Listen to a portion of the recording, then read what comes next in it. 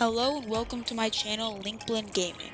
In today's video I'll be telling you about how much they did wrong in building Hateno Village, at least in the game anyways. Let's get into it. I also have a poll on my channel to see whether you like this type of content where I use my voice or my old type of content where I used to use just text, so if you're subscribed go and vote on that. The first thing that's wrong with Hateno Village is its location. This is because it's surrounded by a forest. Now, this forest may look normal, but in case you didn't know, it's infested with boat goblins. Everywhere you look, there's a boat goblin. I run over here. Wait, what's over here? Oh look, it's a boat goblin. If you go the other way, guess what you run into? Another boat goblin. This is what I mean. The outside of the village is extremely unsafe, and the only thing that they have between them and the boat goblins is a little kid with a stick and an old beaten down brick gate with some interesting mushroom themed decorations. Like seriously, it's not enough. It's really not enough. Like, come on guys. I mean, what do they have to worry about? It's not like robots are falling from the sky or anything. Yeah, I don't really know what he's gonna do against an army of boat goblins. However, it doesn't end there. Not only do they have no defenses against any outside attacks, they also don't have any defenses from any inside attacks. That means that they have absolutely no laws whatsoever and barely any leadership system, which means anyone can do whatever they want whenever they want. On a different note, we have our first useless object of the day. Yay. This looks like a normal fence. Like, who wouldn't want a fence here? Just makes the village more safe. We like that here at the Hyrule Safety Department. However, it has one major flaw, which is that it ends right as it gets more or less flat. Meaning that the fence is on the one place that monsters couldn't storm into the village, and yet it ends right where the terrain gets more invader friendly. Like, what's up with that?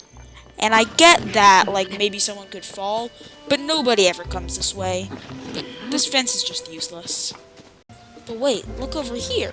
There's another useless fence. Yay.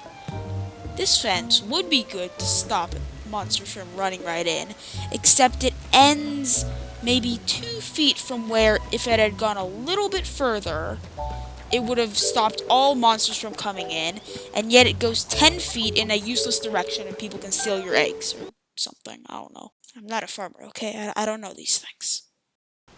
Now for a rapid fire 35 seconds of things that are actually good about Hateno Village. And there's just one thing. The one thing that is good about Hateno Village is that the school, which has all the children in it, is very safe. There's cliffs on one edge with fences to stop kids from falling off and monsters from running in. It also has very rugged terrain on the other sides that are unprotected to stop monsters from running down into the school, making it very safe. We like that here at the Hyrule Safety Department. Okay, I'll stop doing that. And now after we had 35 whole seconds of good things about Hateno Village, I know, that was a lot, we're gonna go into some of the things that are unused in the village.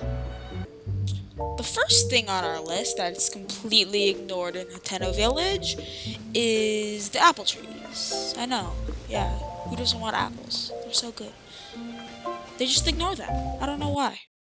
They also have a donkey. Like, who would be stupid enough not to use a donkey if you have a donkey? It's a donkey! The second thing that the people of Hateno Village have overlooked on our very long list is these wells. Now, they look like a normal well, except that they connect to an underground cave system, which would make them very useful as an underground bunker, like the one in Gerudo Town or the one at Lookout Landing. All they would need to do is put a ladder and then a platform, but that's not all.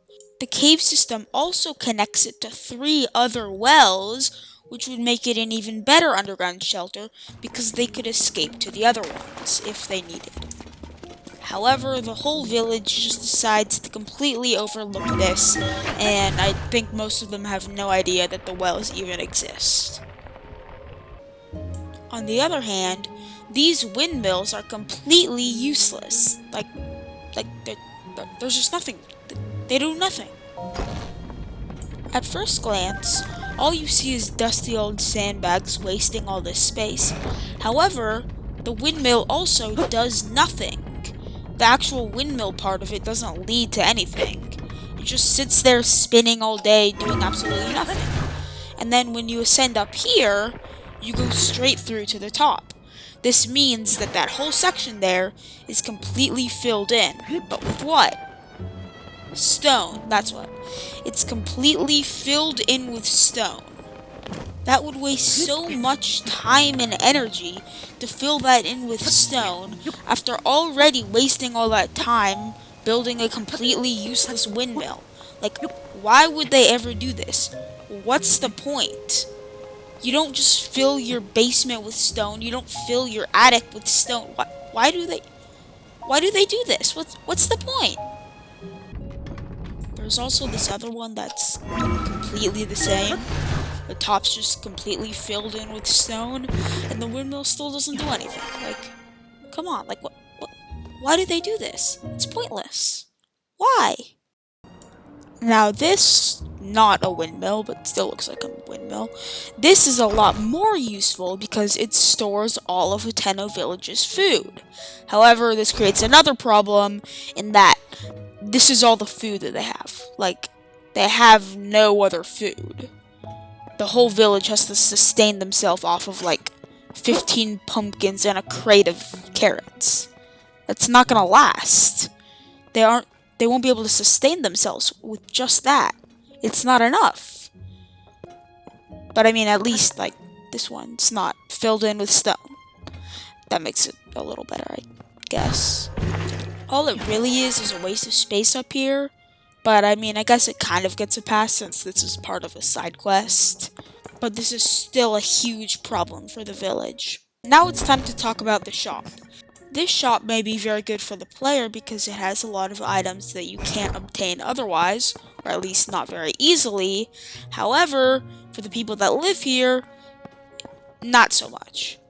For example, one round of cheese is 100 rupees. That is extremely unaffordable. Also, 1 rupee equals about $5 US, meaning a round of cheese is worth about $500. And as proof of these extremely unaffordable prices, some of the citizens even have to eat moldy food.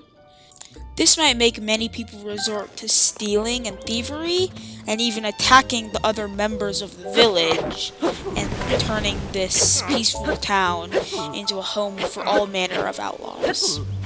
Because, as I said before, there are absolutely no laws, so anyone can do whatever they want. There's also this nice looking inn, which I'm really just surprised that it's not in debt already. Almost nobody ever sleeps here, and the prices, unlike all the other extremely inflated prices in the village, are extremely low. It's only 20 rupees per night, the cost of a slice of cheese here. This pricing is extremely weird and unaffordable for the people who own the inn, because it's a choice between a slice of cheese or a room and board for the night, meaning that these people are at most making 4 slices of cheese a week. Like, you can't live off that.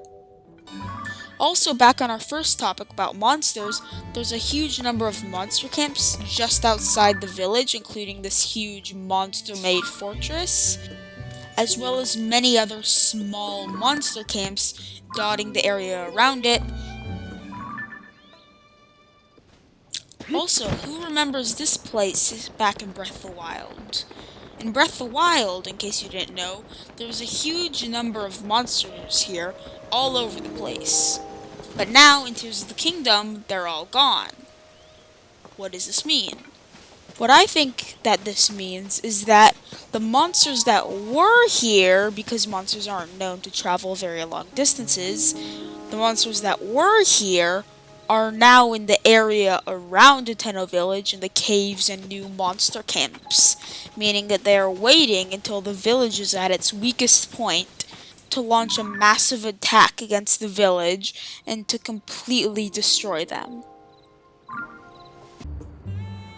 Hateno village would be completely unprepared for any form of large-scale attack, and this peaceful village would be wiped off the map.